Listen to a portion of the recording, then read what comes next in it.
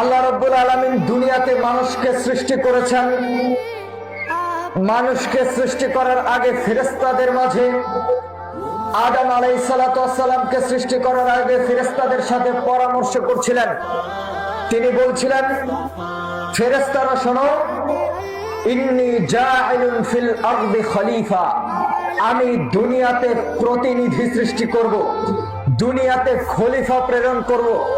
ফেরেশতারা বলছেন, আল্লাহ, দুনিয়াতে মানুষ সৃষ্টির কি দরকার? দুনিয়াতে মানুষ সৃষ্টির কি দরকার? শুধু শুধু এরা ফিতনা ফাসাদ সৃষ্টি করবে, শুধু শুধু মারামারি করবে, কাটাকাটি করবে, হানাহানি করবে। মানুষ সৃষ্টির তো কোনো দরকার নাই, আমরা আছি, আমরাই তো আপনার ইবাদত করি। আল্লাহ বলছেন, আমি যা জানি তোমরা তা জানো না, আমি যা জানি তোমরা তা জানো না। আল্লাহ রাব্বুল আলামিন দুনিয়াতে আদম আলাইহিস সালাতু ওয়াস সালামকে সৃষ্টি করার পরে সকল ফেরেশতাদেরকে ডেকে বললেন, তোমরা আদমকে সিজদা করো।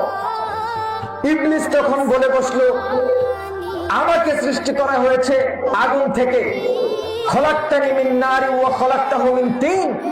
আল্লাহ, আপনি আমাকে সৃষ্টি করেছেন আগুন থেকে, আদমকে সৃষ্টি করেছেন মাটি থেকে, তার চেয়ে আমার মর্যাদা বেশি, আমি কেন তাকে সিজদা করব? আমি তাকে সিজদা করতে পারবো না।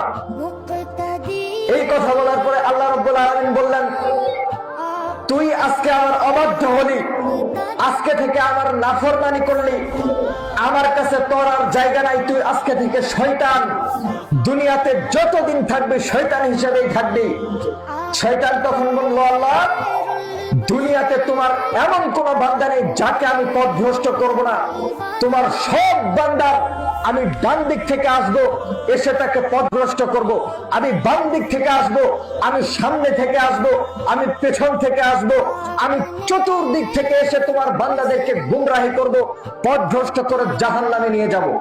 ইল্লা ইবাদাকাল মুখলাসিন, তবে একনিষ্ঠ বান্দা তোমার যারা, যারা একনিষ্ঠ ভাবে তোমার ইবাদত করে, যারা তোমার জন্য নিজেদের জীবনকে সমর্পণ করেছে, তারা ছাড়া, তারাই কেবল আমার ওয়াসওয়াসা থেকে বাঁচতে পারবে। সেই দিন থেকে শয়তান পণ করে নিয়েছে সব বান্দাকে পথভ্রষ্ট কিভাবে করা যায়। শয়তান মানুষের রগে রগে চলে, মানুষকে কিভাবে পথভ্রষ্ট করা যায় সেই চিন্তায় বিভোর থাকে। এই জন্য প্রত্যেকটা মানুষ পাপ করে। দুনিয়াতে এমন কোন মানুষ নাই যার কোনো গুনাহ নাই, দুনিয়াতে সবাই পাপ করে।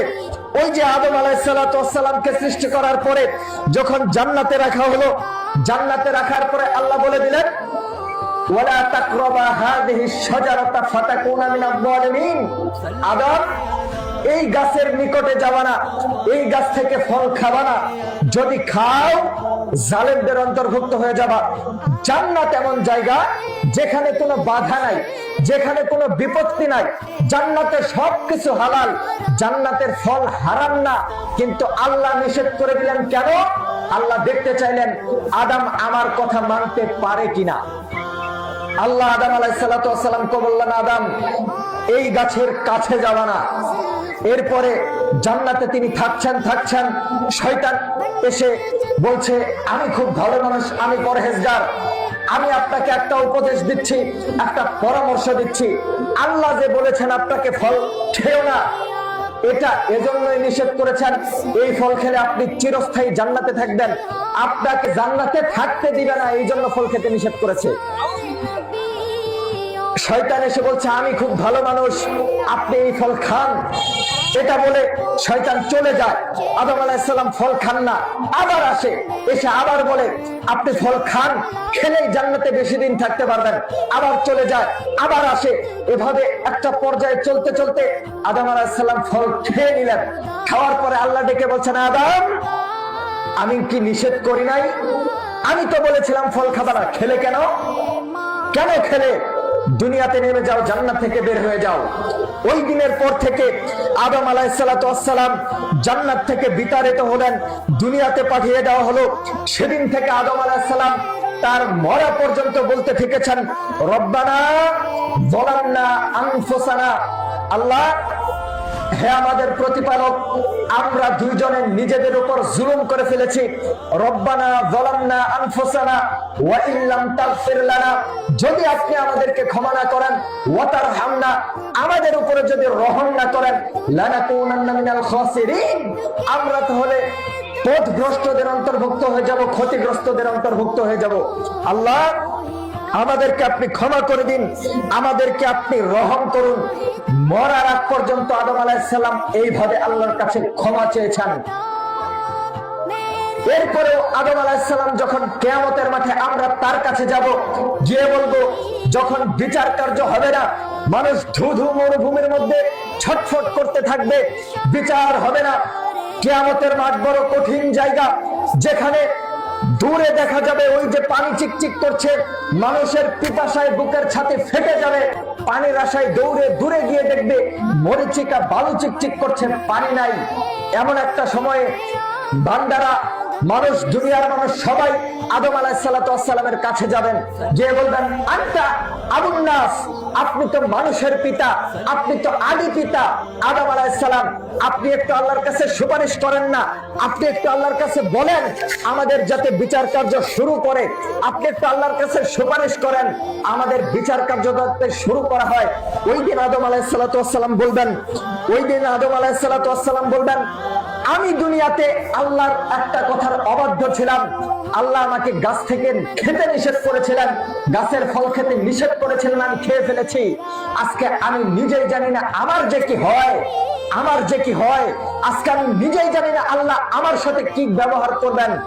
সে নিজেই তার টেনশনে থাকবে, বলবে আমি আজকে সুপারিশ করতে পারবো না। আদম আলাইহিস সালাম সারা জীবন আল্লাহর কাছে ক্ষমা চেয়েছেন আর বলেছেন, আল্লাহ আমাকে ক্ষমা করে দিন। এরপরেও কিয়ামতের মাঠে তিনি বলবেন যে, ওই যে একদিন পাপ করেছিলাম, এর জন্য আজকে আমার কি হয় আমি জানি না, আজকেও আমি অনুতপ্ত। এরপরে মূসা আলাইহিস সালাতু ওয়াস সালাম বনি ইসরাইলের এক ব্যক্তিকে, ফেরাউনের গোত্রের এক ব্যক্তিকে এক থাপ্পড়ে হত্যা করে ফেলেছিলেন। হত্যা করার পর থেকে তিনি আল্লাহর কাছে ক্ষমা চাচ্ছেন। তিনি বলছেন, রব্বি ইন্নী যালামতু নাফসি ফাগফিরলি, আল্লাহ আমি আমার নফসের উপরে জুলুম করে ফেলেছি, আমি আমার নিজের উপরে সীমা লঙ্ঘন করে ফেলেছি, আমি একজন নিরপরাধ মানুষকে হত্যা করে ফেলেছি, তুমি আমাকে ক্ষমা করো, তুমি আমাকে মাফ করো। রব্বিগফির ওয়ারহাম ওয়া আনতা খায়রুর রাহিমিন, রব্বিগফির ওয়ারহাম ওয়া আনতা আরহামুর রাহিমিন, আল্লাহ তুমি আমাকে ক্ষমা করো, তুমি আমার উপরে রহম করো, আমি বড় পাপী। এভাবে মূসা আলাইহিস সালাতু ওয়াস সালাম তার গোটা জীবন আল্লাহর কাছে ক্ষমা চেয়েছেন একটি ভুলের কারণে। আইয়ুব আলাইহিস সালাতু ওয়াস সালামের নিজের কিছু ভুল ছিল, যে কারণে তিনি আল্লাহর কাছে বারবার ক্ষমা চাইতেন। তিনি বলতেন, ইন্নী মাসসানিয়াদ দুররু ওয়া আনতা আরহামুর রাহিমিন, আল্লাহ আমি বড় পাপী, আমি পাপ করে ফেলেছি, তুমি বড় দয়াবান, তুমি আমাকে ক্ষমা করো।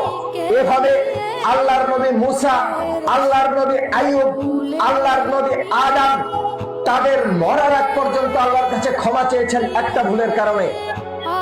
আজকে আমি আপনি কতগুলো ভুলের মধ্যে নিমজ্জিত, আজকে আপনার আমার কত পাপ যার কোনো হিসাবই নেই, কিন্তু আল্লাহর কাছে আমরা ক্ষমা চাই কয়জন? আল্লাহর কাছে আমরা বলি কয়জন যে আল্লাহ আমাকে ক্ষমা করো? আল্লাহ তো ক্ষমার জন্যই বসে আছেন, আপনাকে ক্ষমা করতে চান, কিন্তু আল্লাহর কাছে ক্ষমা চাই কে?